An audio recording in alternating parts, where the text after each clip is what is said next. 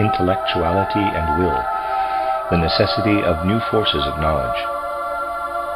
At this point in our study, it would be good to look back at what has passed before our souls in these discussions, not merely repetition, but an illumination of things from a particular viewpoint as a matter of orientation. What we have studied here connects in a certain way with what we have considered in previous years, and both imparts positive communications to us and fills our soul with those thoughts that humanity needs in this serious time, one of the most serious in world history. Even though we have already gone through a number of things in the last few years, truly serious things lie ahead of us. If we underestimate the gravity of the times, we will distract our souls from much that is urgently necessary for humanity in the most imminent sense, and from experiencing this present time in a worthy manner. We have attempted to characterize the 19th century and the beginning of the 20th century with the methods that result when we observe the decisive events connected with the development of human beings in these centuries. As you know, if we want to understand the most important characteristic of the present time, we must realize that our time suffers from a superabundance of intellectuality. However, we do not mean to say that humanity is especially bright today in comparison with earlier ages. I mean that the various soul forces of today's human beings are inclined toward intellectuality. And because we live in a materialistic age, intellectuality is employed exclusively to interweave the human soul and material existence. Our intellectuality in the present age is not very high, because it is almost exclusively directed to compiling, arranging, and summarizing, if I may be so pedantic, material things and material manifestations. In a certain sense, this intellectuality rules alone within the human soul. What necessary soul force must be added to the intellectuality in the next age, which is just beginning now? Everything today, science, art, and human social thinking, is permeated with intellect, even though it is intellect that refers only to the physical plane. What must be added is something that, if really understood, cannot be intellectual: the human will. It is the human will permeated with love, in the way I described the human will in connection with the impulse of love in my title Intuitive Thinking as a Spiritual Path, also known as the Philosophy of Freedom. Human will manifests itself in the subconscious realities of our drives and desires, whether they are egoistic desires, social desires, or political aspirations. All of this remains unconscious or subconscious. If the will, which we dream away or sleep through, is raised into consciousness, as we showed in recent lectures, then this view of the will can no longer be materialistic. The fact that the so-called most important minds of our time question whether human freedom actually exists show us that the will is not understood in our time. Questioning the existence of human freedom is proof of an unspiritual way of thinking. From a spiritual viewpoint, we must realize that whoever doubts the fact of human freedom does not understand the true reality of the human will. For as soon as we know the will, we also know the obvious correlate of the will, the impulse of human freedom. Of course, today freedom and necessity are spoken of in such a way that one can clearly recognize what I described last time, using the trivial comparison with the gourd and the bottle. I said that if someone made a bottle out of a gourd, one person could say that it is a gourd, and another could say that it is a bottle. Human beings argue in this way about freedom and the necessity of human actions. But their arguments have the same value as when one stubbornly maintains that it is a gourd and the other insists it is a bottle. It is simply a gourd that has been made into a bottle. It is essential that human beings take the power of the will into their consciousness. As soon as we speak of world will, we are speaking also of what is really working in the world will, world love. One does not have to speak much about this love, for it is working when the will is really present. It is much more meaningful to speak of the individual impulses of the will that are necessary in our time, than to hold forth in sentimental generalities about love and love and love. However, things must be looked at in such a way that there is real courage for knowledge and real strength for deeds in knowledge, because the ability to understand the complete human nature is necessary for our time. Our time must begin to ask, as a human destiny question, how must the view of the human being develop when taking into account the fact that as feeling and willing beings we exist in the same world as the so-called dead, and are alone among the living only with our sense perceptions and intellect. And we must add to the inner soul impulses working with this question a real will to understand concretely the life of the human being between death and a new birth. For without an understanding of the life of the disembodied human being, it is impossible to develop an understanding for the task of the human being within the physical body. Spoken abstractly to an extent, it is necessary for present humanity to become familiar with and to take into itself the inner impulses of the time spirit, Michael. This time spirit is the one who, in a narrow sense, has reigned since 1879, but in the wider sense has ruled since the middle of the 15th century. Most people today hardly have the slightest idea of the statements I just made.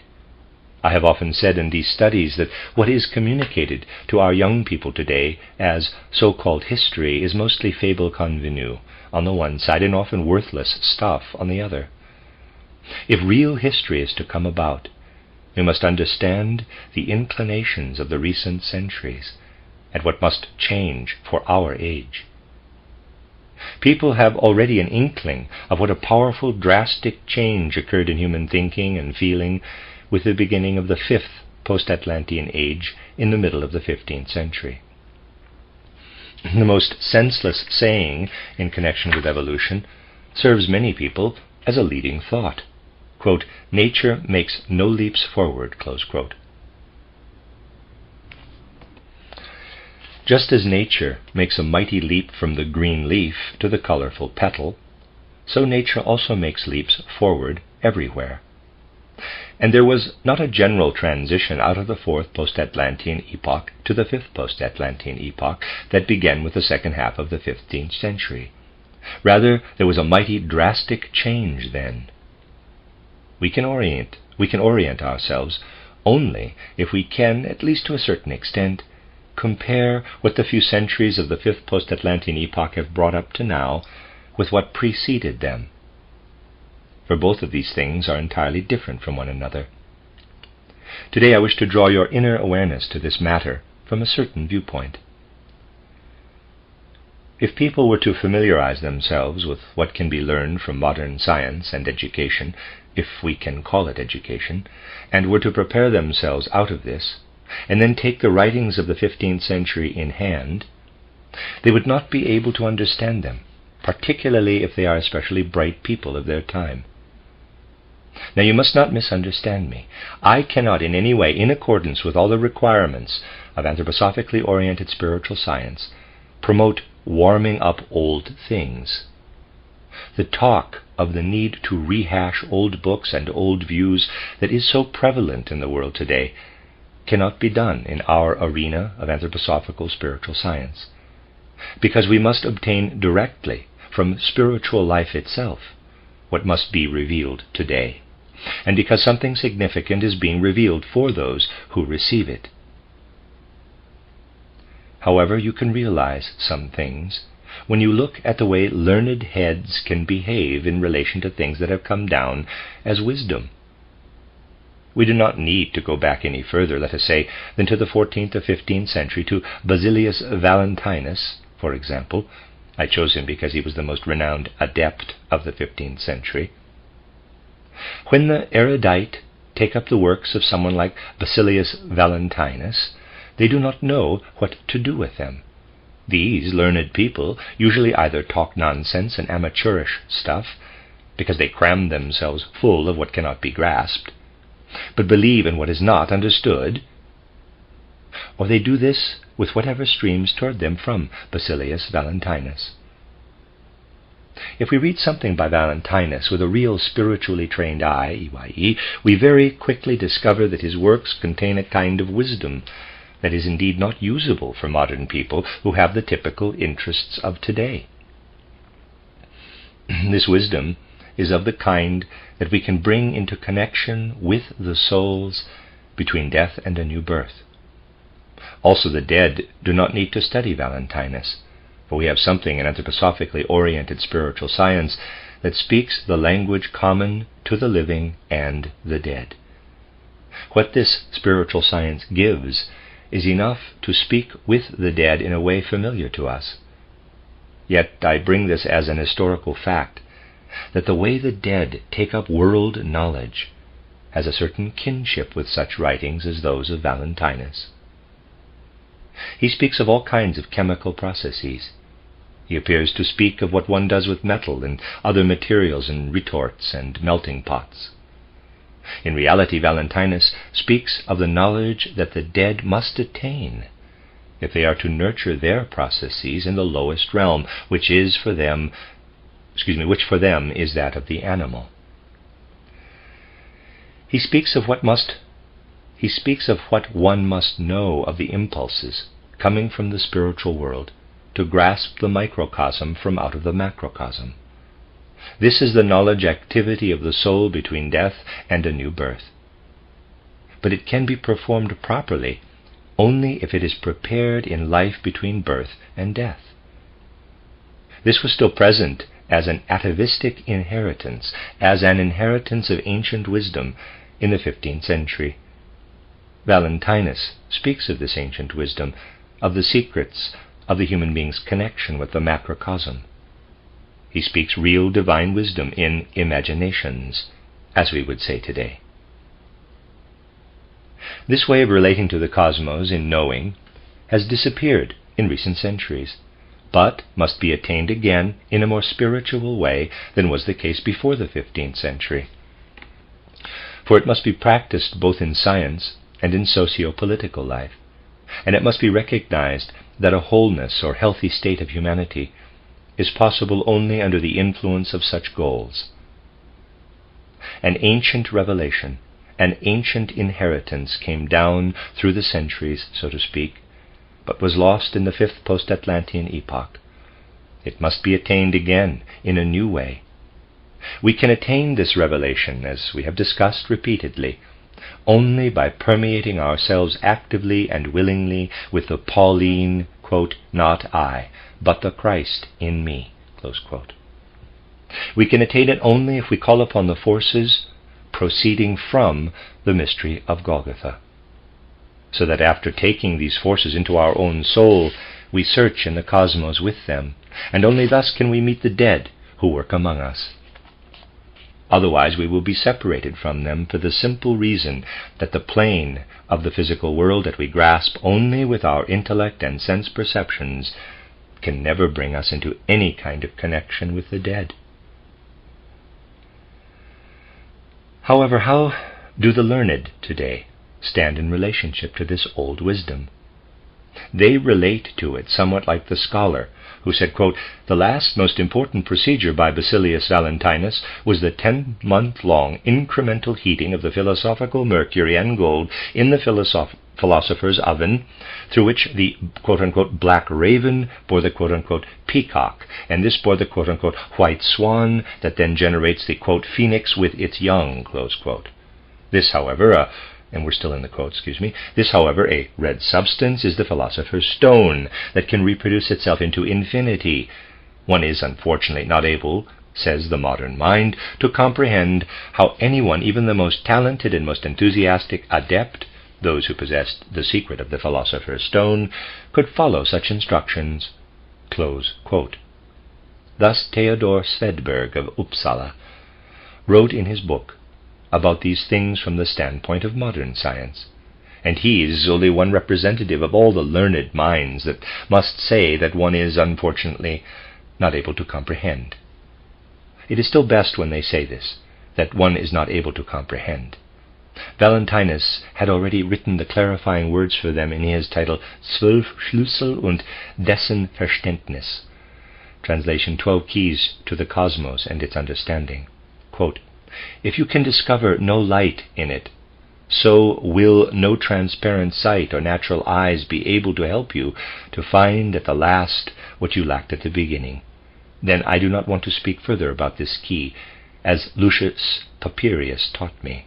Close quote. Valentinus already spoke in this way to those who come after him, who can at most say about the old wisdom, quote, "One is unfortunately not able to comprehend." Close quote. But these modern human beings have something better to do than understanding the spiritual. These modern people must concern themselves with all kinds of other things. Above all, when we speak of the Spirit, they must occupy themselves with slandering or libeling our words. To the nonsense of Max Dessoir from Berlin, we can add the work of the Dutch philosopher Bolland. I have not as yet read his scribblings, but I have been told a few things. Bolland made several contributions to the development of philosophy by inspiring the philosophical youth of Holland with his false statements about pieces from Hartmann and Hegel, but also could not avoid applying his non-productiveness to make all kinds of false statements about our spiritual science. We must reveal the falsity of these words again and again. Attention to the way the present time, with its spiritual scientific impotence, relates to what is necessary for humanity, belongs to the real work of spiritual science in our souls. This science of the present day, I am not speaking here of outer science, which I recognize fully, even though I did not chase after every natural scientist, which calls itself philosophy and the like, is not much more today than abstract talk, carried out in complete confusion, like arguments over gourd and bottle. Unfortunately, all too often we fall for the nonsense of modern philosophers, and are even pleased when here or there some philosophical fellow cannot find anything to criticize in anthroposophically oriented spiritual science. We do not need to be pleased, as many of us are, when from this side or that someone drops a word of praise. These words of praise are usually not based on a great understanding. However, we must prepare ourselves for the fact that slanderers and libelists, such as Dessoir and Bolland, will appear again and again, and that they will soon increase in number.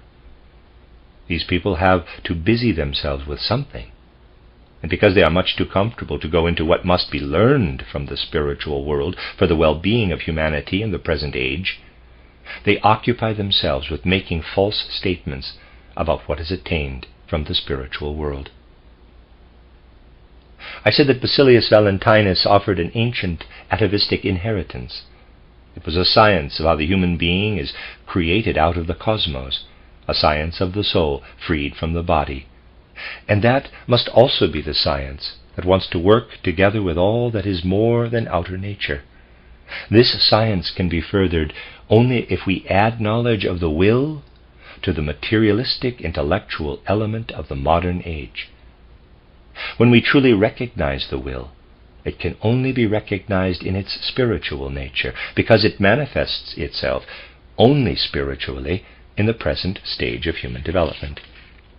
A courageous bringing up of life impulses out of the sphere of the will is very much lacking in the present time. People today want above all to talk and talk. That is good, but only if it is based on a real knowledge. The present time does not want real knowledge. Everyone wants to speak based on meaningless premises. And we have seen that the misfortune of our age lies precisely in this neglect of the spiritual element of the world. We are only being honest about the development of humanity if we really enter into the exploration of those will impulses that are necessary to forward the development of humanity. Obviously, these things should not be taken personally. In this or that place in life, everyone can naturally ask, what should I do? Certainly it cannot be required that we grasp today what we must do in order to take the first steps tomorrow to undertake something that is world epoch-making. Karma will bring to us what we are to undertake. What we must do is open our eyes, the eyes of the soul, to truly know and understand the times. What we have to do is not to sleep through this time, but to look into what is happening. The materialism of the fifth post-Atlantean epoch necessarily has taken from human beings, because they had to orient themselves in a purely personal manner at first, to the comprehensive ideas that flow out of the spirit of the time and that we can have in common with the so-called dead. The intellectual stuff that has become so big in our time has taken hold of not only human souls, but also the social and historical development of the age itself. Because of the necessity of history, human beings have, with a certain right, for these things are not to be criticized but rather characterized, given over to machines a lot of what they formerly performed out of their own initiative, out of the organic initiative of humanity. The materialistic age is at the same time the machine age, and this machine age fashions with machines not only what it requires for ordinary life, but the war itself is cultivated by a great machine or machinery. It could not be otherwise. For in the last few centuries, humanity has not only developed to a certain level, but it has also cultivated views within this level that are intended, above all, to give validity to what arises from the making of machines within the outer social order, either in the making of mechanical machines or in the fashioning of social machines. For example, before and up until the war, the conduct of international finance was a great machine. Human beings gave much up to the mechanical. A certain part of humanity wanted to retain of this mechanical element basically only what makes the trivial necessities of life enjoyable. One could say, in the winter, slave away. In the summer, swim, and take only as much as is necessary, so that the world machinery works for one. That became the signature of the age. It is not as if that could not have happened. It is quite obvious that the world machinery had to come into being. To criticize what has taken place is a dilettantism in which spiritual science cannot participate. Yet the matter must be grasped and its peculiarity recognized, so that the right impulses can develop in contrast to this. Again and again human beings have come who have already expressed the appropriate ideas for this age. However, those who uttered these fitting ideas in recent decades were considered to be impossible human personalities.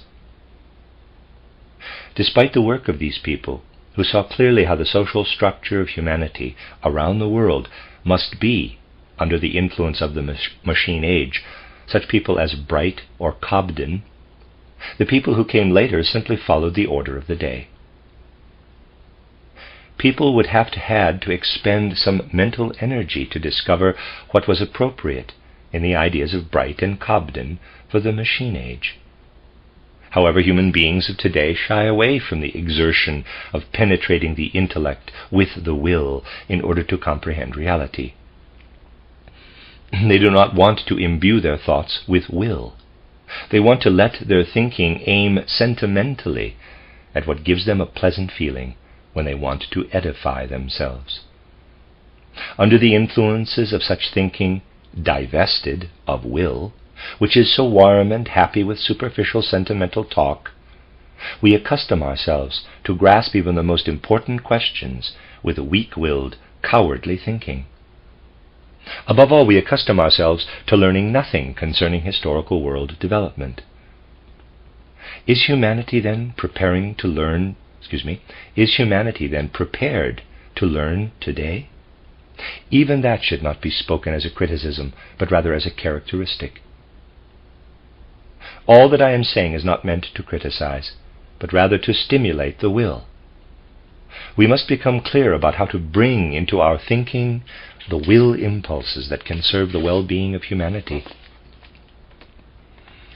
Unfortunately, human beings today are not inclined to learn. They let things pass by and discuss them and think they are mastering the will also with discussion. How much meaningless talk has taken place during the time when the disastrous causes of this world catastrophe were being prepared. How much idle talk was inspired by the nonsense suggested by the peace manifesto of the Tsar. All of this unproductive talk happened because people would first have to understand that it was nonsense, and that all this talk was millions and millions of miles away from stimulating a will impulse in humanity. Do people recognize this nonsense? No, for the time being, they do not. What has taken the place of the idle talk about all kinds of world goals in connection with the peace manifesto nonsense of the Tsar, who is now gone? The other nonsense for peace from Woodrow Wilson took its place. The nonsense was replaced with the same nonsense. This shows that humanity does not want to learn.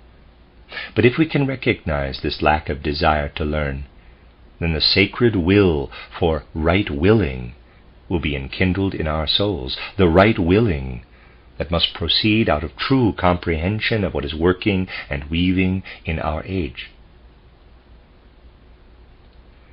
I said in my public lectures that what developed over the last 4 centuries in the historical dream of humanity was expressed like a world program, in quotes, during the 19th century by people like Karl Marx.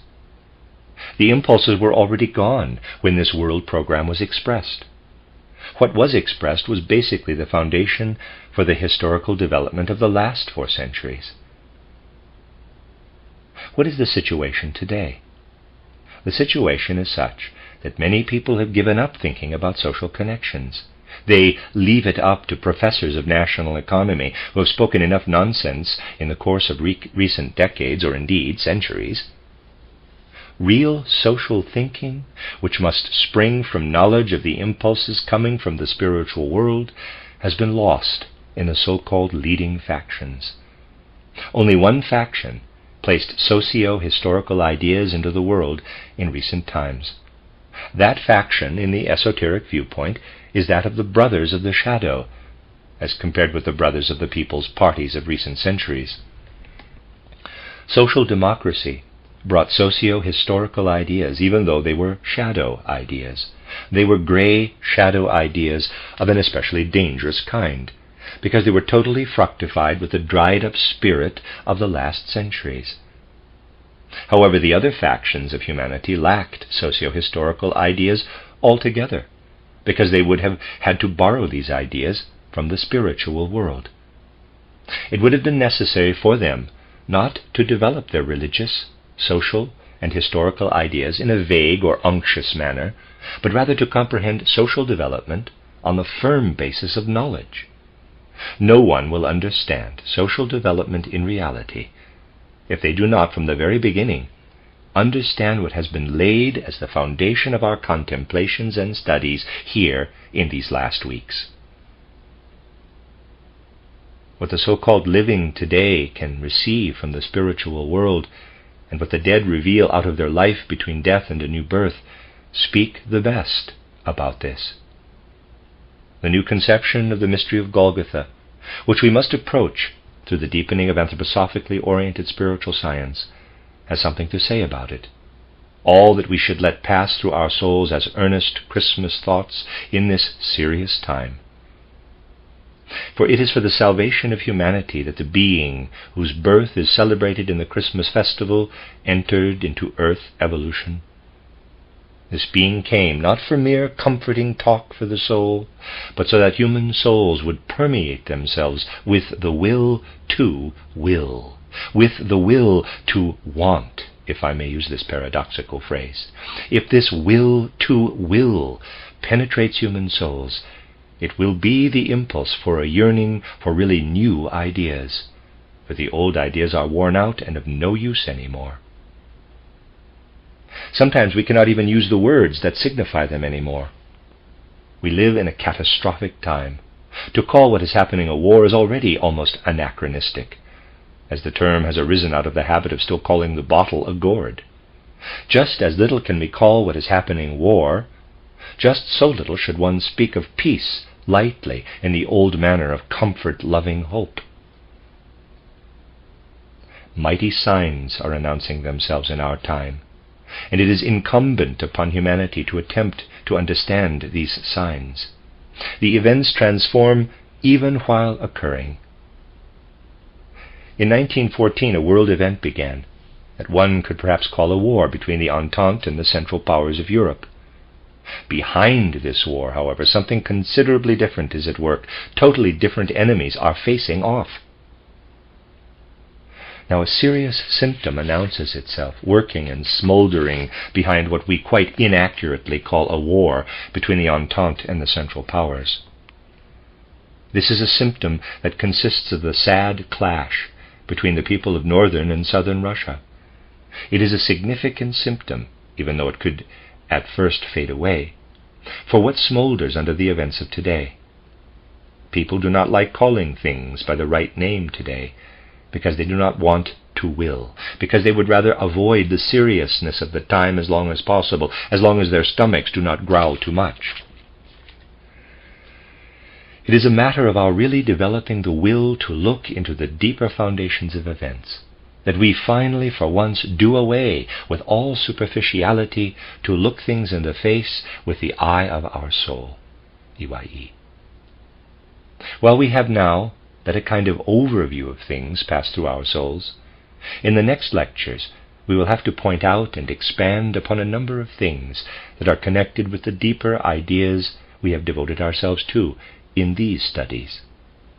However, I believe that in this time one most honors the mysterious threefold necessity which moves through world development and is the brother of human freedom and the freedom of other creatures, when one does not want to weave a veil over the eyes. Here on this earth we must comprehend freedom.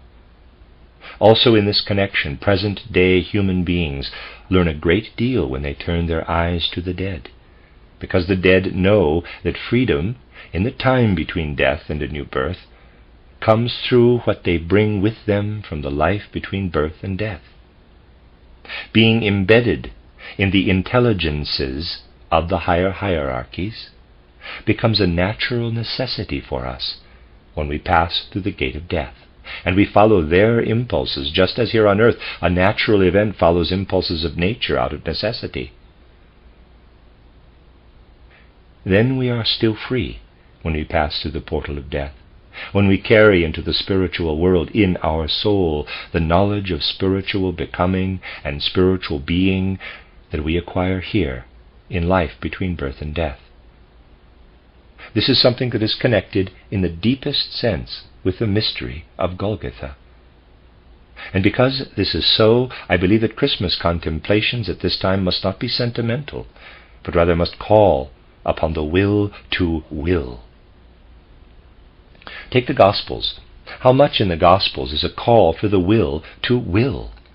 The Gospels are not sentimental writings. They are writings that, though speaking to the most modest element in human nature, also want to awaken in the human being the strength of will that he or she can summon up. The Christmas candles should burn, not only so we can give ourselves over to a happy, festive reflection, but also that they may be the symbols for the kindling of the light of the will that serves the salvation of the world. Humanity has much to make up, to catch up on, and it must be made up. For by developing the force that lies in this making up or catching up, humanity will develop the right healing forces to come out of the present catastrophic time. Humanity was not given the task merely to come into these times. Much more important is the task to come out of them. This task stands as a sacred sign, I believe, written in the blazing script behind all the Christmas candles that have already been burning before our souls for the last 4 years in a different way than they did some years earlier. Let us meet tomorrow at 4 p.m. in the Basel branch for our Christmas festival, We will gather here Monday at 4:30 p.m. for the first performance of the Paradise play, and I will follow it with a Christmas contemplation for those of our friends who are not detained by something at home, but are here, attending to the work and that sort of thing, and who perhaps would rather spend their Christmas here that day.